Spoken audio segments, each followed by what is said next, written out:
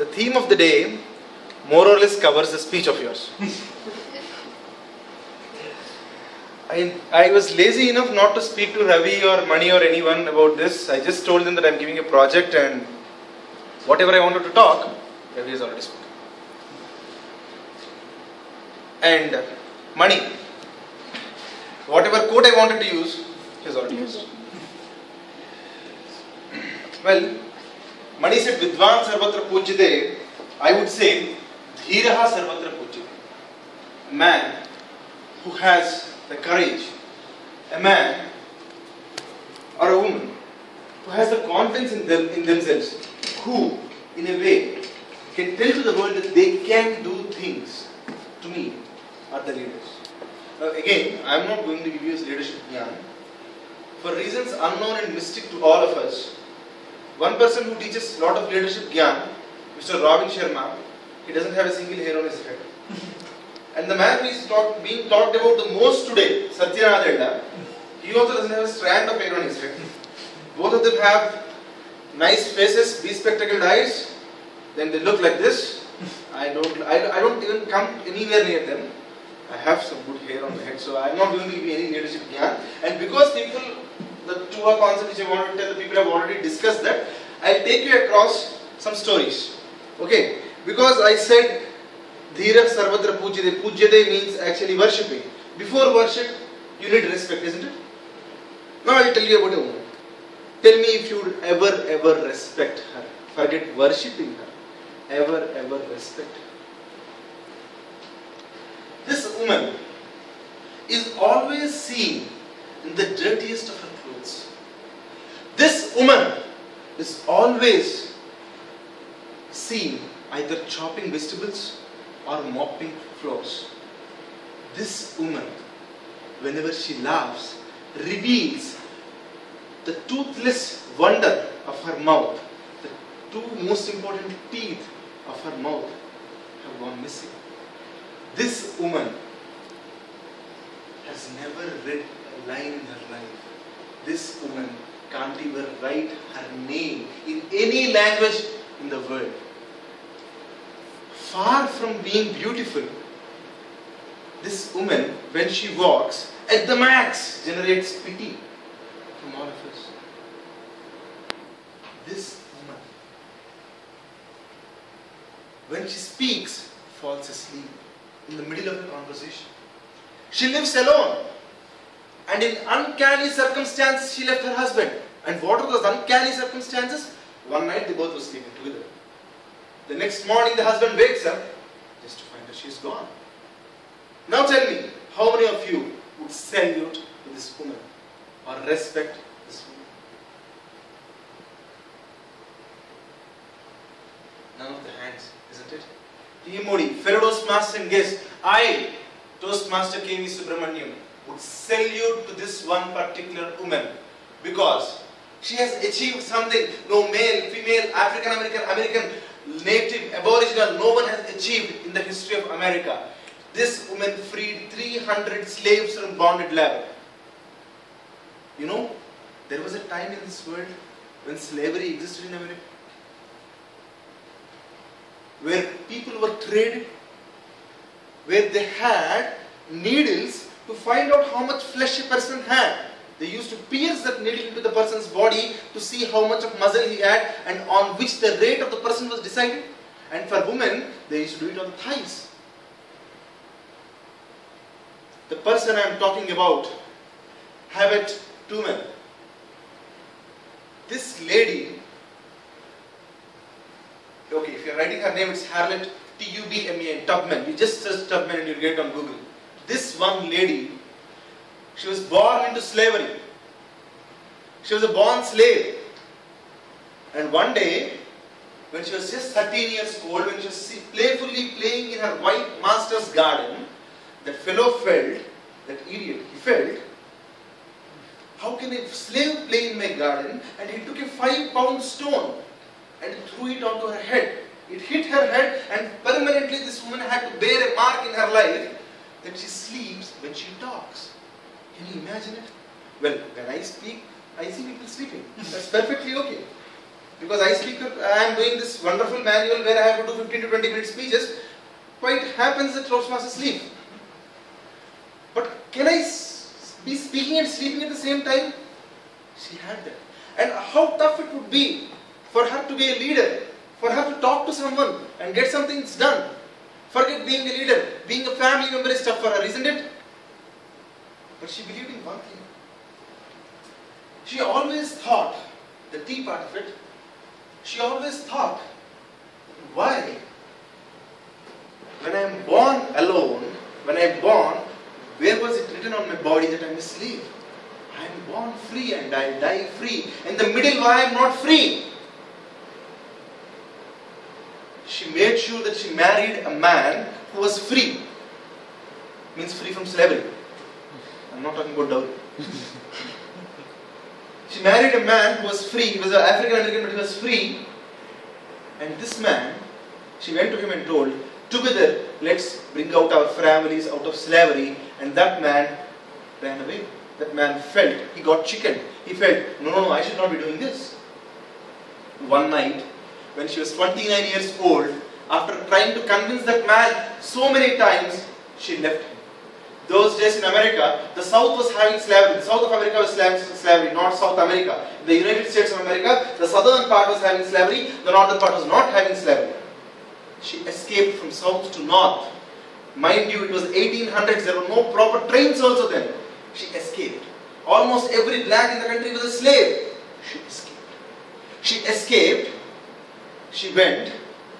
Every year she used to work in small, cheap motels and hotels. She used to work 18 hours, 20 hours a day till spring. And in spring she used to disappear. You know what she did? She used to go to south, find few people, pay the required bribes to get them out of slavery and get them out of slavery. My dear friends, she did this not for 1 year, but she did for full 19 years and saved 300 people. Imagine, all the skills you know is mopping floors and cutting vegetables, and you saved 300 of your fellow men with the earnings of yours. She did not fight anyone. And you know what she did? She never lost hope. She always felt that as long as I am there, I'll help someone come out of slavery. And when someone developed cold feet, for example, those days when you had to travel even from one city to another, you had to travel for days altogether. So people will definitely develop cold feet in the middle. They would say that this mission might go wrong. You know what she used to say? She used to carry a country pistol with her and say, put it on the head of the fellow and say, dead bodies don't give evidence. Should you try to escape now, I am going to shoot you. That was her commitment. A lady who sleeps while talking could achieve all this. You know whom she inspired? You know the list of people who got inspired by her? Well, the list is big, very long, but one of them happens to be Mr. Abraham Lincoln, the man who ended slavery for the USA. Okay. For a moment, let's shift our focus to this man. This man who got inspired by her, who thought that a lady, she's carrying a $50,000 reward. $50,000 is a fortune even today, right? At least for software engineers in India, it's a fortune. $50,000 at once. Imagine in 1820 how much a fortune it would have been. Here, this man who got inspired by her, no. Do you think he was a great orator? How many of you think he's a great orator? He became an orator at a later point of time in his life. Early on in his life, you know, he was a big time failure. At one point of time, he was head of a small company, not a software company of soldiers who were reporting to him, and he had to get them to cross a bridge. He did not know what orders to give. They went marching till the bridge. At the bridge, he said, the company is dismissed and the company will join back after crossing the bridge. He tried his hands at innumerable number of trades. He failed in most of them. But one thing which he always remembered in his life is that God does not create garbage. He felt that there was a calling. He wanted to serve the nation. He went on to become a prime minister, a president who has a memorial today. How many of you have heard of Lincoln Memorial? How many of you think any other president has a memorial? See the rags to riches story, my dear friends, and see the sort of leader he developed himself into. The first time when he ran for a senator, there were only 3 or 4 people who were hearing his speech. They just left after he started. But he mastered the art, and he is now considered one of the greatest orators. Watch the movie Lincoln, and it will tell you not one, but many stories about him. Well, we start in 1800s. We have seen 2 leaders. You all know the concepts. I am not going into the concepts because Ravi Rangasamy has already almost told you what each of those ones mean. But I will take you across the globe because I want to entertain you a little more. I will take you across the globe to another set of people. These guys were called as Biskil brothers in Belarus. When the Second World War broke out, one fine morning,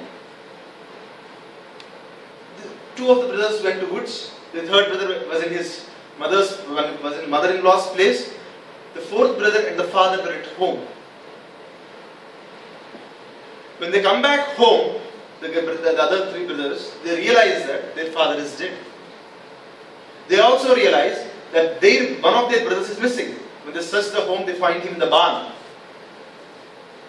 All 4 of them, they realize that Nazis have attacked them. They are Jews. The entire Nazi army is after them, and now they had a choice. Now what choice did they have? One, they are rich enough. They can escape somehow from Belarus all the way into Russia, because Russia was free at that point of time. From Russia they would take a ship or something and end up in USA, which is the land of opportunity.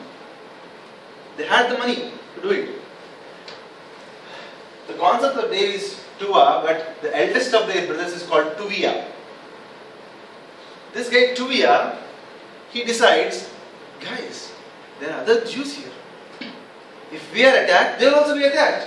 How are we going to protect them? These brothers, they visited home after home, and they got in 1,200 Jews, more than 1,200 Jews. They say it's 1,200 to 1,500 Jews. They took them into a forest.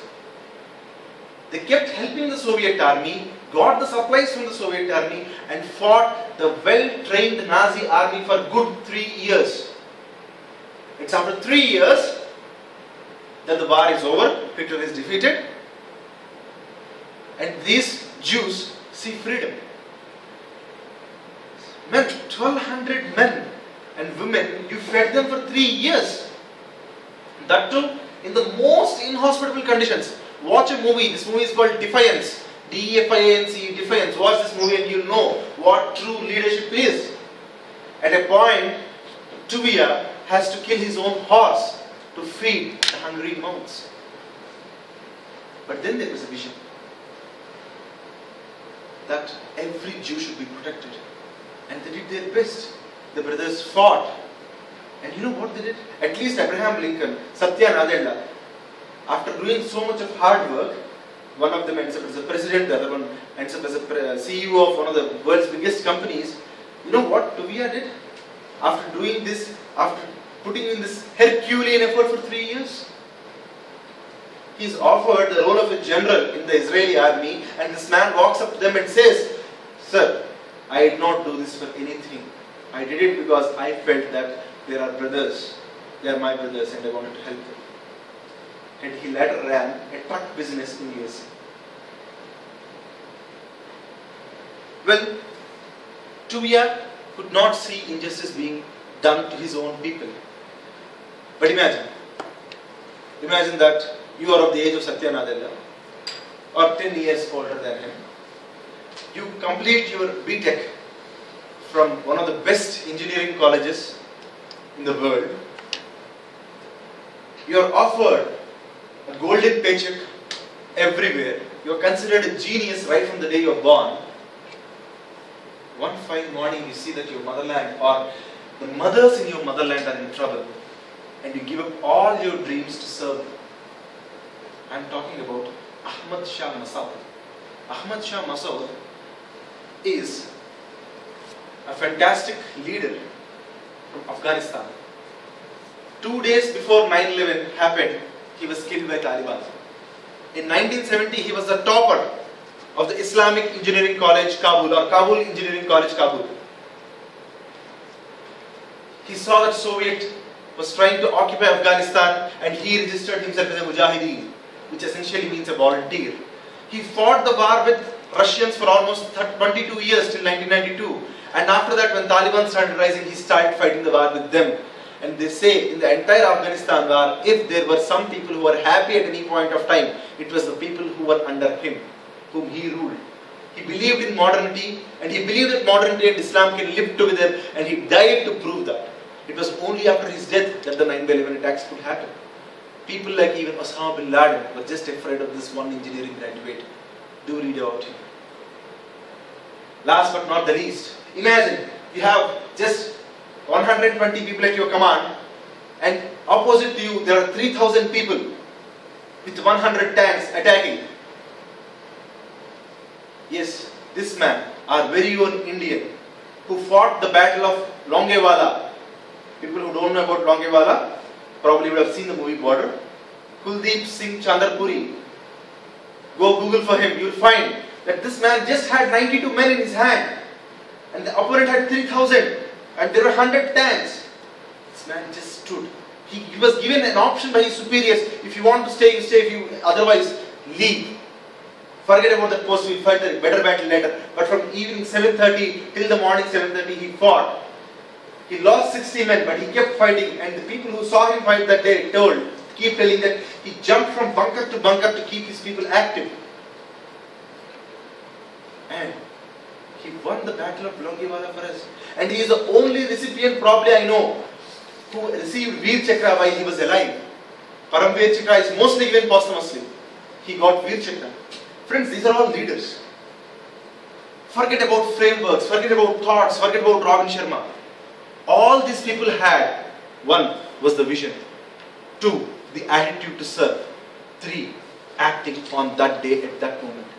Friends, when you have a burning desire to do anything, when every blood cell of our body keeps reminding us of the lakshya or of the target or of the thing which we really feel for, yes, we don't need any leadership lessons. We don't need any leadership essentials.